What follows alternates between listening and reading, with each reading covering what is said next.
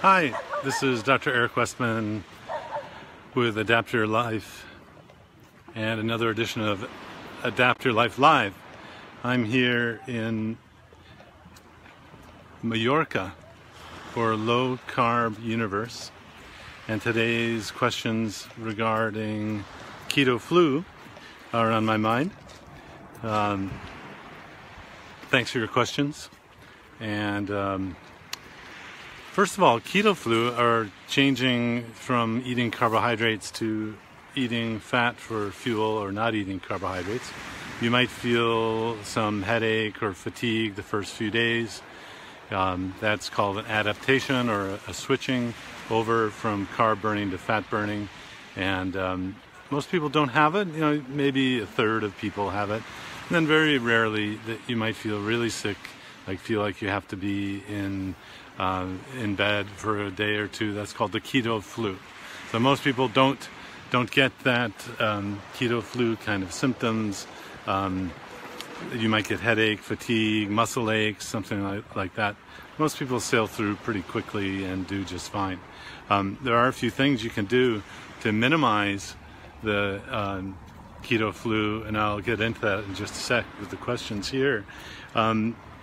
Tamara asks, is thirst a sign of ketosis? And maybe not. So early on in that first week or two, you might lose a lot of water. And that's partly because you used to be holding on to a lot of water. When you stop eating carbohydrates, then you don't hold on to it as much. And so you might urinate a lot or pee a lot. So early on, it could be a sign of ketosis. Although once you adapt to it, I don't see thirst as necessarily being a sign of ketosis. How can you reduce the keto flu? Well, salt is the main thing we talk about. Sodium, some kind of salt replacement. You might add bouillon or sea salt, Himalayan sea salt, some kind of sodium supplement to reduce the keto flu symptoms. Of course, if you have a medical condition like high blood pressure or heart failure, I would not want you to add salt, because those conditions can be made worse by having extra salt. Those are salt-sensitive conditions that you don't want to add salt to. Now, headache, Seema asks, I've had headaches after 9 months. Is this the keto flu? No, we don't really, only unless you've been going on and off eating carbs and then not eating carbs.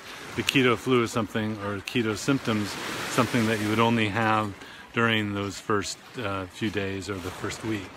And how much salt do you need? Well, it varies. I mean, I'll recommend 1 or 2 bouillon cubes or teaspoons of crystals, which is roughly 2 grams of salt every day for the first week or so. And again, if someone has high blood pressure, Kathy, or hypertension, high blood pressure, or heart failure, I would not recommend the salt. Hello, everybody. Thanks for watching in. A beautiful day here, as you can see and hear. Now, Tony asks, I've been doing keto for 6 months, 30 pounds down. I've reached my goal. How do you know if your sodium is in balance? I don't worry too much about that. If you're feeling well, you're eating real foods and good foods, having your veggies and a multivitamin. I don't really worry about salt much. Your thirst is your guide to how much you should drink, and your hunger is your guide to how much you should eat. Howard asks, how long is the keto flu? Usually a couple days, maybe at most a week or so. Sue asked, does everyone get the keto flu? I'd say no, a minority.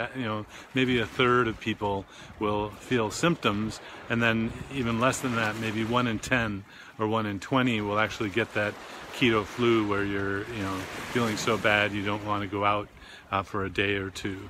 Nancy asks, what about medications? Can any medications be taken for the symptoms? Well, if again, salt is the best thing if you don't have high blood pressure or heart failure. to relieve the symptoms. Headache is the most common symptom.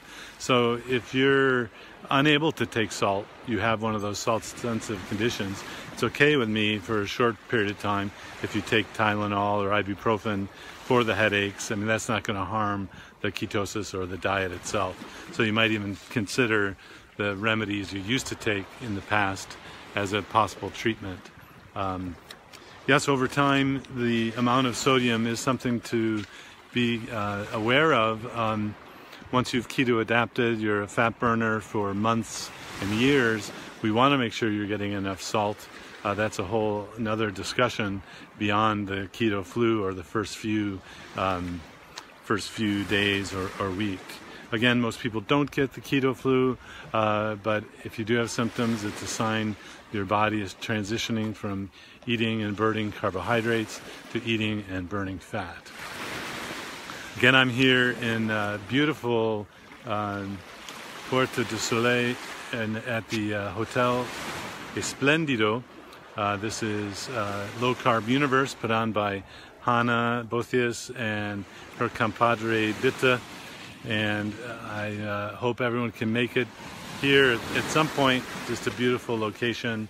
We're here for the next several days. I'm going to hear Dr.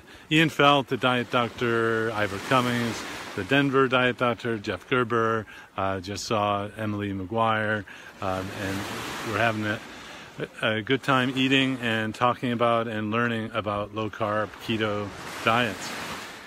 So that was Keto Flu, and I'm Dr. Eric Westman with Adapt Your Life. Hope that's helpful.